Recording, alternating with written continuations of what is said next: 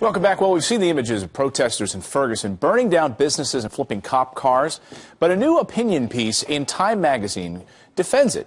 It's called In Defense of Rioting. And the article claims this, I'll quote, "Riots are a necessary part of the evolution of society. Unfortunately, we do not live in a universal utopia where people have the basic human rights they deserve simply for existing. Peaceful protesting is a luxury of those already in mainstream culture, those who can be assured that their voices will be heard without violence, those who can afford to wait for the change they want." Here to share her thoughts on this is niece of Dr. Martin Luther King Jr., Dr. Alveda King. Nice to see you this morning, Doctor. Welcome to the show. Good morning, Clayton, and to everyone who's listening or looking. Absolutely. Let's take a look at, we heard from the freelance journalist there, Dr. Darlena Kuna is her name. And do you agree or disagree that riots are a necessary part of the evolution of a society? Well, I believe as I read the article, I believe that rioting is actually an unnecessary evil, even as the alleged comparison to the Tea Party, for example. Of course, tea was dumped into the harbor, but no lives were harmed, no stores were bombed or burned or firebombed.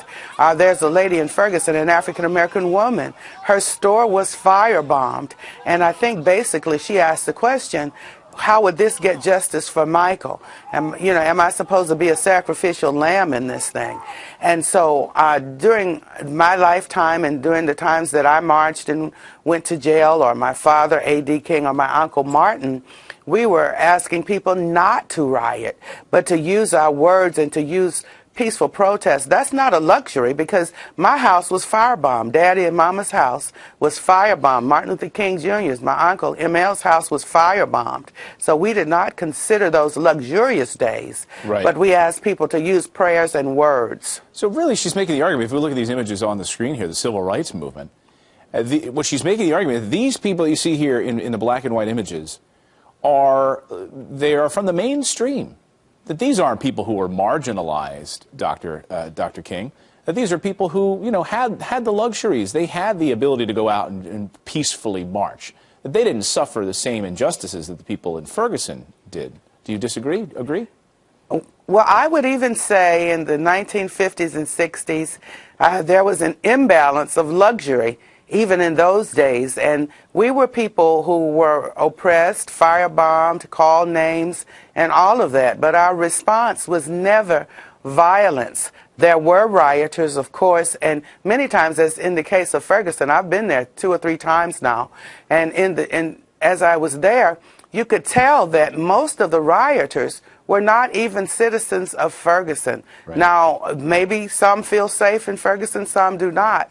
But those who are not choosing violence, I would not say they're living in luxury, but they're using their prayers, they're using their words, they're using peaceful resolution, and that is really sane and sensible. She makes the argument in her opinion piece, Dr. King, that after 1992, the riots in Los Angeles, that violence was a necessary evil here because, the police department in Southern California took notice. They've changed after the violence that led to the upheaval in the beating of Rodney King. What do you say to that?